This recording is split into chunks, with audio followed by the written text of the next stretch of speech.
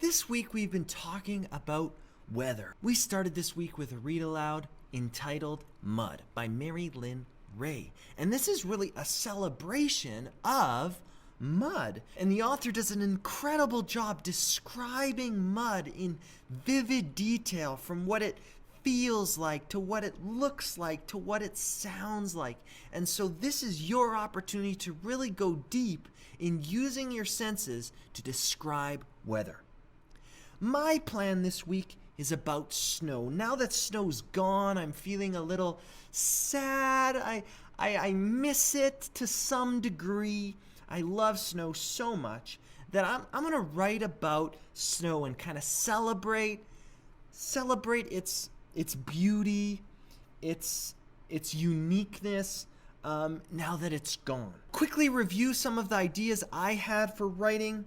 Snow is white, they create snowdrift, there's flurries and storms, I see snowman, sometimes fog, hazes, the sounds, squeaking, crunching, toboggans, sliding, kids laughing and playing in the snow, the smell, sort of the wet clothes as you come in from being outside, hot chocolate, a fireplace, I smell coffee in the mornings and I really look forward to coffee when it's cold outside. Taste, I think of like a hot soup for lunch when you come in from playing outside. I think of candy canes or chocolate around Christmas time. Obviously, I think of coffee as well and hot chocolate. The touch, well, I think about all the things you can do with snow. You can pack it, you can dig in it, you can roll in it, you can pile it. Sometimes it becomes sticky, sometimes it crumbles into nothingness, kind of like sand. I kind of really like that idea, actually. The feeling, it's a contrast. When you're outside, it's so cold, but then you're inside in the warmth of the blankets of the fireplace with the furnace on high, and you can really go back and forth between being very cold and being very warm, and sort of the warmth and the snuggling of stuffies, or in my case, a wonderful little dog. I'm going to get to writing now. Now, you know the deal. We write for about 10 to 15 minutes. I'm going to go ahead and write, and then I'll read my writing to you out loud. I'm really going to base my writing on the Mud book and just change all of the details to be talking about snow instead of mud. And we'll see kind of how my story turns out. One of the most interesting things about winter is how the length of the day up here in Canada changes so much. And so I've personified the sun as if it's gotten tired and it's getting ready for bed. It's going to be sleeping, in a sense, a lot more. Personification's a great strategy you can use to hook your reader, taking something that's not living, like an object, or in this case the sun, and giving it human-like qualities. It's getting ready for bed, it's pulling up its covers. You'll notice I'm writing quite short paragraphs, just 2-3 sentences, and I'm trying to build that suspense. I have 2 examples of personification. First the sun, but then the ground. The ground shivers as it greets an old friend, in the same way that we might first feel the cold breeze of winter coming. The ground might shiver as the snowflakes start to land. The second thing I want to mention is that I haven't said the word snow yet.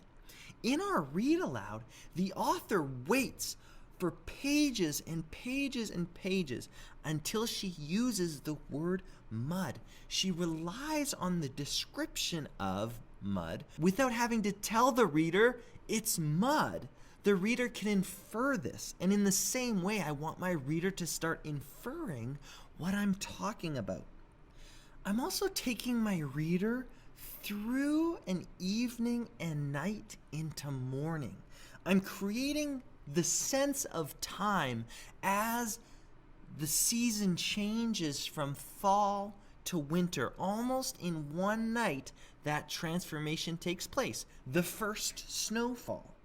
I'm trying to create a contrast between the browns, the oranges of fall, and the whites of winter. I've used all sorts of strategies today, even making a list, almost imagining as if each 2 words were associated with a picture, and if I were to create illustrations, I'd really want that full spread, just like the illustrator of Mud did. But let me read it to you, and then it's your turn to get writing. One afternoon it begins. The sun yawns and pulls up its covers and lets go for another night. But it always happens at night. Someone looking out the window will see the sky turn to haze. The ground will shiver as it greets an old friend. By morning, the brown leaves will be forgotten under a layer of cold. Only the hills will remember their shape. Fall will crunch, squeak, and slip into snow. Beautiful snow. Pack it, pile it, dig it, roll in it. Sticky, gloppy, mushy, magnificent snow. Come winter, come snow, come white. That's my writing this week. It's now your turn. Tuesday, Wednesday, Thursday, 10 to 15 minutes every day. Happy writing.